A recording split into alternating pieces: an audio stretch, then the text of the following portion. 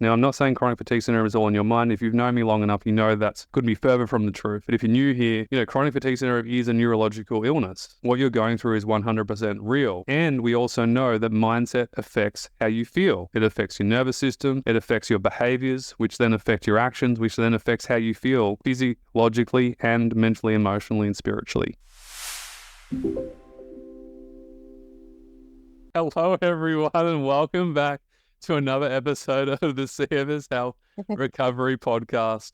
We're going to do a Q&A today. We've got Ash Ward, General Manager of CFS Health here, and these have been really popular lately. And this question that's come in today, I think, is a big one. It seems to be a big one every week, but particularly this one, Ash. So I'm going to throw it straight to you and we'll get straight into it. I think it's one of the questions that would come to people straight away as soon as they're feeling unwell or as soon as they've been diagnosed. Not even diagnosed, right? Like, it's just whenever people are just feeling unwell. This is probably going to be the first question asked by 99% of people, if not even more. And the question is, how do I get rid of my symptoms? I have all these symptoms. I'm not feeling well, whether it's been gradual, whether it's been more quickly, but how do I make this all go away? How do I get rid of my symptoms? How do I get rid of all my symptoms? Okay, it's a good question. Here's the thing. There's two ways you can go about chronic illness that we've seen across the board for over 14 years now. One route that is preached by many and usually preached by lots of hospitals and doctors' clinics, which is symptom management. And that is one of, look, this is a statement that has been said many times from hospitals and doctors. They'll say, you can't get better, but you can manage your symptoms, right? That's kind of like the terminology. And to one degree, in the language, yes, it's true that there is no one cure. There is not a pill that you can take that will get you better and get rid of all your symptoms. And typically hospitals have kind of like 12-week pain management classes, things of that nature, where we'll teach you how to manage your pain. And for some people, that can be really helpful. But what we've noticed is the people that get that pain management or symptom management help, it only takes them so far. And there's kind of like a blockage or a blocked road that they just can't get past, because symptom management doesn't teach you how to be healthy. It just teaches you how to manage pain or illness. And, we see it across the board, especially across social media. There'll be comments coming in. We get some great ones. I want to shout out to everyone who leaves a lovely comment or says thank you for our time or whatever. Big thanks to you. But sometimes we get not nice comments, and it'll be like, you don't know what you're talking about. You can only manage this illness. You're dodgy. You're a scam artist, da-da-da-da-da. And it's like, my typical, I don't respond to them obviously, but what I want to say is we actually don't teach illness management. We don't even teach pain management. We just help people get healthy and start living again. And I'm about to share the answer with you in a second. But that's really important distinction to make, right? But they'll say, but you can't get better. There's nothing you can do. There's no pill that will fix this. You just have to manage it. Only some people are just lucky and they just get better, which is a total lie. There is no such thing as luck or spontaneous recoveries. I've never seen a spontaneous recovery in 14 years working with thousands of people. And it's a really rude insult to people who have dedicated a lot of time, energy in themselves to help themselves get better. It can be a real kick in the guts when someone shares their recovery story online and people will say things like, oh no, it's just luck. God, if you saw what they have to do in order to get to where they're at today, you wouldn't say it's luck.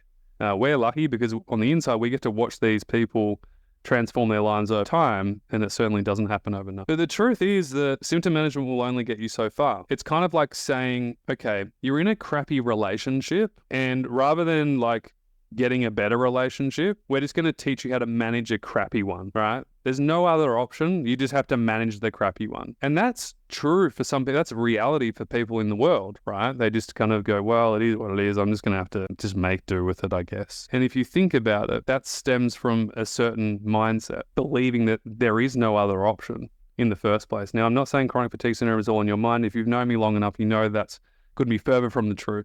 But if you're new here, chronic fatigue syndrome is a neurological illness. What you're going through is 100% real. And we also know that mindset affects how you feel. It affects your nervous system. It affects your behaviors, which then affect your actions, which then affects how you feel physiologically and mentally, emotionally, and spiritually. And so, we have to look at that. But most people that I see asking this question are people who just believe that the only thing they can do is manage their symptoms. And I'm here to tell you, we don't do that. We don't teach that. I don't want to teach you how to manage illness. I want to teach you how to get healthy and start living again. That's what we've been doing for 14 years. That's what I've done in my own personal life. That's what all of our coaches have done, so on, so on. And so the answer to how do you manage your symptoms is you don't. Instead, you have a health-focused approach. And it starts with having a baseline. And finding your baseline is all about knowing what you can do with where you're at with your current capacity, making sure that your health is maintained and you do not feel any worse than you currently do when you perform certain activities, certain outward energy expenditure activities, and just day-to-day life. And you might be thinking, but why? Well, when you're going through something like chronic fatigue syndrome, your health is really unstable. Your energy levels are really unstable. And most often than not, you're pushing and crashing. So you're going up, you're going down, you're going 1 step forwards, 4 steps back, 1 step forwards, 4 steps back. And what we need to do is stabilize where you're at right now. We cannot progress until we stabilize, right? Once we have a platform from your stabilization, then we can make progress. But until we have that, there's just no point talking about progress. Ash, you saw a question pop up about the other day. Yeah. In relation to baseline. So the question was, so if I'm not focusing on my symptoms, then if you're asking me not to focus on them and not to pay, attention, not to really focus on them and pay attention to them, how then do I find my baseline? How do I do it? Because you're asking me not to pay attention, but then I have to try and find my baseline. So how do I do that? Yeah, good question. Symptoms are going to vary, right? As you change or go through your recovery, your symptoms will change too. Some it'll be more physical experiences, others will be more cognitive experiences, things of brain fog, concentration, or lack of, and poor cognition, all those kinds of things. And so we're not telling you to ignore how you're feeling. What we are telling you is to ignore the specific symptoms that you're experiencing. Different. So we're not asking you to ignore how you're feeling overall, right? On a day-to-day basis. What we are saying to you is don't get consumed by your single symptoms that pop up, whether it's brain fog, pain, lethargy, all those things. We want to get to the point where symptoms aren't running our day, we're running our day and we're telling our symptoms what to do, right? So sometimes we can get consumed and like, oh my God, but I have this now, so I can't do that. It's like, no, once you have your set in stone baseline of what's appropriate for you, you're in control. You don't let the symptoms dictate your day. You dictate your day based off how you're feeling and you do what's right and appropriate for you. And so it's a really hard mindset shift to get out of if you've been micromanaging your illness or recovery for a period of time, because someone probably told you to do that. And I would only recommend micromanaging if you're at the total acute stage, like really, 0.5% out of 10 in terms of energy output. Micromanaging could be useful there for a period of time, not forever though. Micromanaging will keep you stuck for longer if you're not paying attention, right? And so what we want to do is zoom out a little bit, zoom out from the symptoms for a moment, and stay with me here because I know you're probably frustrated and you're like, yeah, but it's so hard. I get it. We want you to zoom out from your symptoms for a moment. And what we want to do is start tuning into how we're feeling on an overall health level, okay?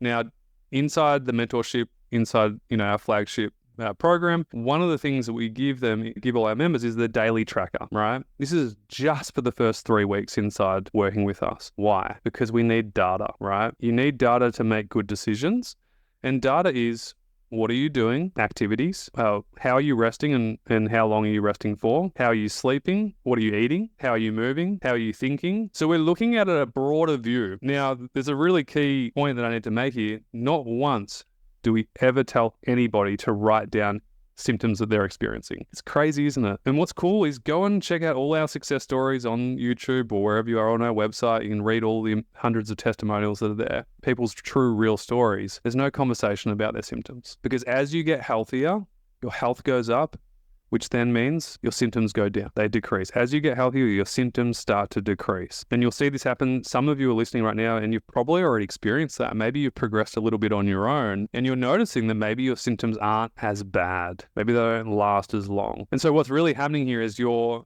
system is getting healthier, right? Your immune system's getting better. Your strength and capacity is getting better. Your muscular system, skeletal system is getting stronger. All these things are working better. Your nervous system's getting better. Maybe there's more mitochondria production. If If you want to get super fancy, you can talk about the science stuff too. Maybe there's more human growth hormone getting produced. Dr. Olivia was talking about that the other week.